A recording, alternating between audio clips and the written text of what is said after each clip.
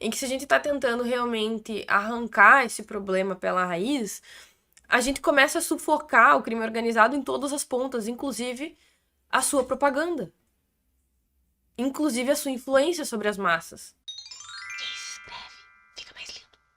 Adquira o curso de Lógica Argumentativa e aprenda como evitar frases ambíguas e vagas, como lidar com o verdadeiro e falso, como conectar bem as ideias, como organizar as ideias de modo claro, como estruturar bons argumentos, como analisar argumentos, como bons filósofos argumentam, como criar argumentos do zero. Usando o cupom Espectro Cinza, tu ganha 50% de desconto. Aproveita enquanto é tempo. Minha música não é. A minha música conta história. Conta história. Ué, o cinema não, com o certeza. cinema não mostra o Pablo Deixa eu Escobar, perguntar uma coisa. não mostra o El Chapo, Deixa eu perguntar as uma coisa. pessoas aí não falam do Lampião. A gente já eu vai chegar tô lá. ali mostrando a minha A história. tua música tem companheiro. influência nas pessoas ou não? Você acha que a minha música tem influência? Você acha que não? Então Eu vou tenho te- certeza que sim. Você falou- Eu digo mais. Ei, ei, você eu acho falou- que você Então- é mais influente. Eu vou te dizer uma coisa. Sim, fala. Eu acho que você é mais influente Ah. do que a esmagadora maioria dos políticos brasileiros. Cara, eu acho, assim, que a gente também tem que expor nessa discussão aspectos subjacentes ou marginais, enfim, que estão orbitando na questão central aqui, tá? Seguinte, o Brasil é praticamente um narco-estado, tá? Nós temos uma situação muito grave mesmo, tá? E aí eu não me refiro somente ao crime em si, tá? A violência expressa nas ruas, como o assalto, latrocínio, furto, etc. Mas em relação a como o crime organizado, que é literalmente organizado, se infiltrou como uma praga, uma erva daninha, um câncer em todos os setores da sociedade, em absolutamente todos os níveis. Milimetricamente ajustado para sugar esse sistema como uma célula cancerosa, vai consumindo um organismo até que ele colapse até o fim. Então, se a gente levar isso em consideração, não é como se fosse mais uma expressão artística acerca de um fenômeno social comum, como qualquer outro. Não, nós temos uma situação específica, emergencial acontecendo nesse país. Então a gente poderia fazer uma analogia. Vamos considerar que o Brasil tivesse um fenômeno muitíssimo mais prevalecente e endêmico de casamento infantil. E aí nós víssemos pessoas exaltando ou fazendo algum tipo de apologia, defendendo grandes nomes de sujeitos que praticam casamento infantil, certo? A gente tem que considerar esse aspecto de que, assim, eles não estão cantando sobre o crime organizado na Suécia, não é na Finlândia, onde é a mesma coisa que semear no deserto, que é a mesma coisa que semear na rocha, no concreto, onde nada nasce, não é prolífico, não é produtivo, não é fértil. A gente tá falando de um país que está completamente contaminado pelo crime organizado. Não é a mesma coisa. E eu acredito que muitas vezes a gente falha em não comentar isso. Em que se a gente tá tentando realmente arrancar esse problema pela raiz, a gente começa a sufocar o crime organizado em todas as pontas, inclusive a sua propaganda. Inclusive a sua influência sobre as massas. Inclusive sobre essa moral torcida em que as pessoas já incutiram no seu cotidiano. Inclusive, recentemente, eu comentei lá no podcast dos Três Irmãos que eu vi um vídeo, um Reels, de duas moças que deram uma entrevista para um cara que perguntou sobre o que elas achavam da prisão da MC Pose.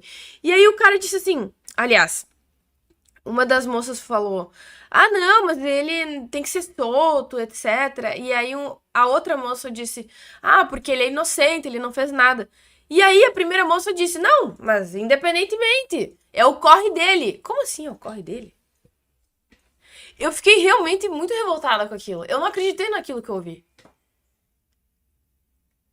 Parece distópico. Imagina o quanto que essa pessoa torceu a moral dela, o quanto que a sua moral foi torcida pela cultura local para que ela diga, não, realmente, assim, ser traficante, roubar os outros, eventualmente cometer um furto, um latrocínio, é o trabalho dele, como de qualquer outra pessoa. Você tá louca, você tá zoando com a minha cara, você tá me tirando. Tu tá se fazendo. Não é possível que uma pessoa realmente acredite nisso. E faz parte da remodulação, da reformulação estrutural da cultura de um país, colocar as pessoas novamente em um sistema de moral saudável, funcional. Em consertar a percepção moral dessas pessoas. Em que não é o corre de alguém. Não é a mesma coisa que vender picolé no sinal. Não é a mesma coisa que vender água na praia. Pelo amor de Deus. Tu tá zoando com a minha cara? E assim, com certeza na favela existem pessoas que detestam bandidos. Com certeza. Existem pessoas que desprezam essas pessoas. E também tem aquelas que veem no crime um modo de saída, um modo de buscar e alcançar prestígio, glória, poder, dinheiro, mulheres. E essas pessoas convivem no mesmo local. Nós não podemos, assim, fechar os olhos de que ou é uma coisa ou é outra. Não, essas duas pessoas, esses dois tipos de pessoas estão convivendo, dividindo o mesmo espaço. Infelizmente, é isso que acontece nesse país. A questão é que é inaceitável haver a existência, tá? Existir pessoas que tenham torcido essa moral a esse ponto. De idolatrar bandidos, criminosos. Que estão deteriorando o organismo social, que é o nosso país. Porque eles são células cancerosas que inevitavelmente estão colapsando esse organismo. Na favela, você tá falando? Não. Mas é A aí... cultura. Ei, Vilela, mas é aí que tá. É por isso que vocês batem na gente, é por isso que vocês criam a Lei Anti-Oruan.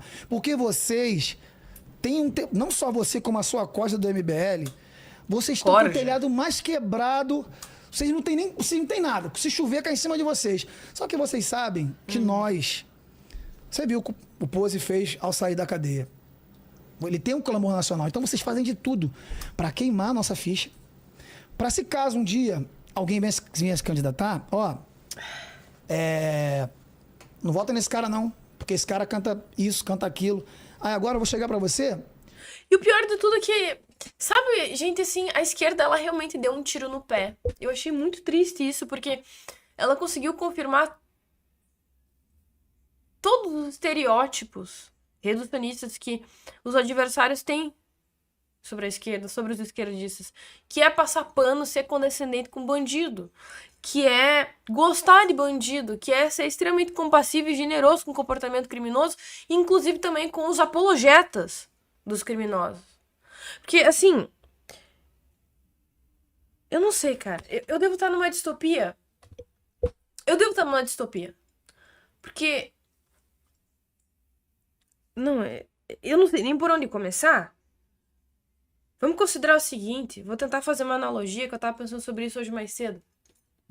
Um sujeito, ele é líder de uma gangue de exploração sexual de crianças e adolescentes, certo? Esse cara, ele tem um filho. E esse filho faz música. E esse filho que faz música faz pra exaltar a gangue de exploração sexual de crianças e adolescentes que o pai dele é líder. E aí ele canta hinos da gangue do pai dele. Não somente isso. Ele tem uma camiseta pedindo pela soltura do pai dele, que é líder de uma gangue de exploração sexual de crianças e adolescentes. E ele diz que o paizinho dele é uma vítima do sistema e que ele está privado de liberdade. Não raramente ele diz, eu canto o que nós deve. Tá. Aí não somente isso. Ele tem uma tatuagem no peito de um tio de consideração que faz parte dessa mesma gangue de exploração sexual de crianças e adolescentes que foi condenado por realmente ter estuprado um adolescente. O que vocês acham disso? Porque uma pessoa normal, uma pessoa funcional, razoável, ela no mínimo, teria vergonha de se associar com essas pessoas. Ou eu tô louca? Teria vergonha de ser filho do pai que tem. E jamais iria querer se associar com um cara que foi condenado por estupro. Por ter se relacionado com uma menor de idade.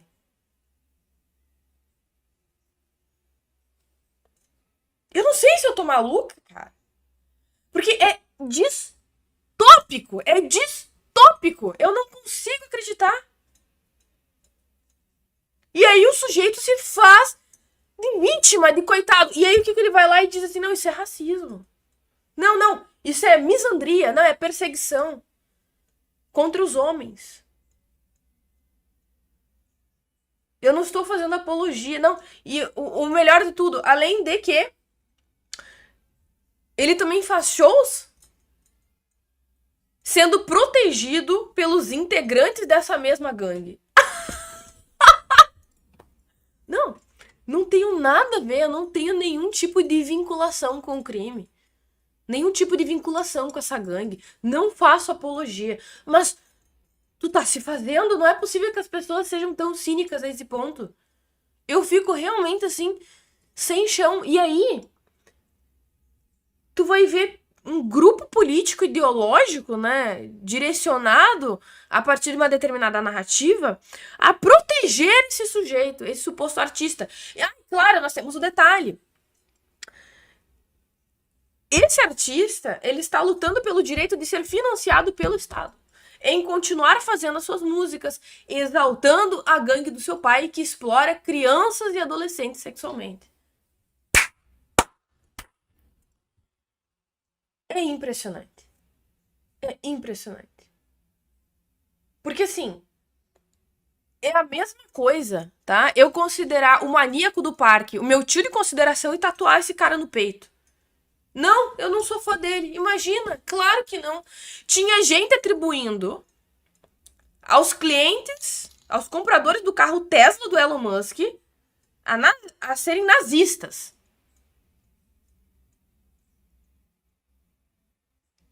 Tinha gente acusando clientes do Tesla de serem nazistas. Que eles estavam fazendo algum tipo de apologia. Que eles estavam sendo condescendentes com o suposto nazismo do Elon Musk. E aí, esse sujeitinho podre, vulgar e nojento que é o Oruan, não está fazendo apologia ao pai dele. Vocês estão zoando com a minha cara. Literalmente pedindo pela soltura dele. Não, imagine se eu tivesse uma tatuagem do Adolf Hitler no meu peito. O que achariam disso? Pelo amor de Deus, cara. E aí eu começo a escrever músicas do quão injustiçado e incompreendido ele foi. Que no passado ele teria sido meu tio de consideração. Foi um grandiosíssimo homem. E, gente, o Elias Maluco, pelo amor de Deus, cara. Ele é o mandante do assassinato do Tim Lopes. Um homem que estava investigando justamente a exploração sexual de crianças e adolescentes na favela em bailes funk. Meu Deus. E esse cara foi torturado, ele foi esquartejado e assado no que a gente chama de micro-ondas, né? Dentro de uma pilha de pneus.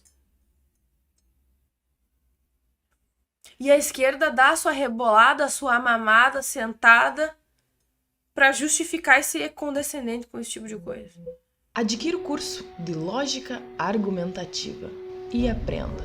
Como evitar frases ambíguas e vagas. Como lidar com o verdadeiro e falso. Como conectar bem as ideias. Como organizar as ideias de modo claro. Como estruturar bons argumentos. Como analisar argumentos. Como bons filósofos argumentam. Como criar argumentos do zero. Usando o cupom Espectro Cinza, tu ganha 50% de desconto.